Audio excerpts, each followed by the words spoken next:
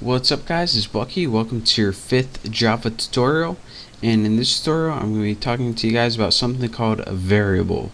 Now what a variable in Java is pretty much like a placeholder for something else. Now if you remember from math class back in like 7th grade or whatever, whenever you had a variable and it was usually named something like x, you could have it set to a value like 73, and then whenever you used x in a program or a calculation or something, x would take the value of 73. And that's pretty much the same exact thing a variable does in Java. You assign something called a variable name to a value, then whenever you use the variable, people know that it's not really the variable, but it actually stands for that value. So let's go ahead and make one of these in Java. Now to make one of these in Java, the first thing that you need to do is tell Java what kind of variable you're going to be working with. And there's a bunch of different kinds of variables you can work with in Java. You can use integers like 3, you can use integers with decimal points like 3.14, you can use letters like S, you can use strings of characters like Bucky. And so once you have that decided, you need to have a way to tell Java what kind of variable you're working with so it doesn't get confused. So what we're going to be working with today is something called a double. Now what a double is it's a keyword that tells Java, alright, you're going to be working with a number, but this number can have a decimal point as well. So after you tell Java what kind of variable you want to work with, you got to give it a name. So let's go ahead and say we're going to be working with a variable called double, and we're going to name it tuna. Now after you have a variable called tuna, you need to give it a value.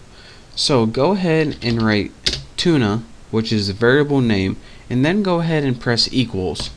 Now what equals is here is something called the assignment operator, and what it does is assign a value to tuna.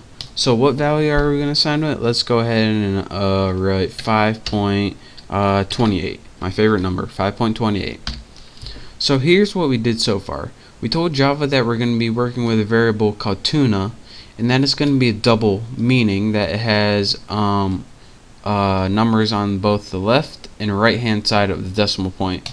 Again, an integer is only a whole number like 8, 10, -4, and a double has a fraction like 5.28, 8.18. So again, we told that tuna is a double. It has a fraction. Next we said, alright, what's the value of tuna? Well, here's the name, here's the assignment operator, and here's the value. Tuna equals 5.28. Now we have a variable that has the value of 5.28 that we can throw into any Java program. So let's go ahead and do that. And how we do that is just like we did before, just print it out on the screen.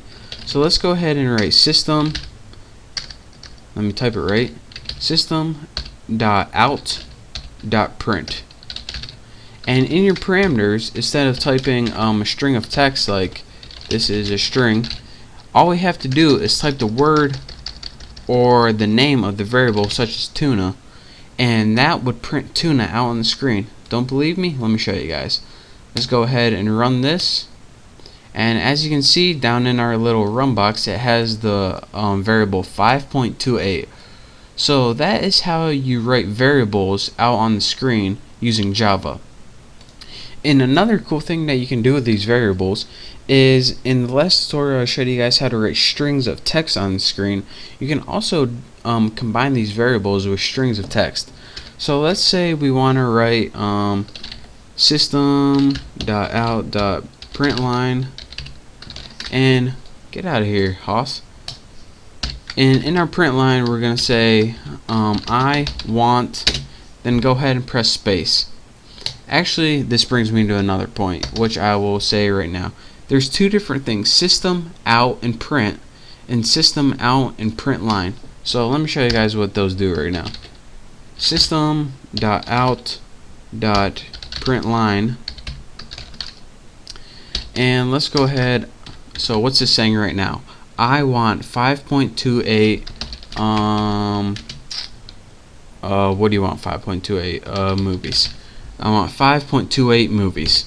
Makes no sense, but just deal with it. Now let me show you guys what this does, and I'll show you guys why it does it. Let's go ahead and run this, and it says, okay, we printed 3 things, but it only is on one line. I want 5.28 movies. And let me show you guys why this is. There's 2 different print statements that you guys learned so far. A system out print, which you see in the first 2 lines, and a system out print line, which you see in the next line. What a print statement does, a basic print with no line, is it says, alright Java, we want to print this, but we want to stay on the same line. And it says, alright, so just stay on the same line, and then after this move to the next line. So after you have print line, what it would do is move the cursor to the next line.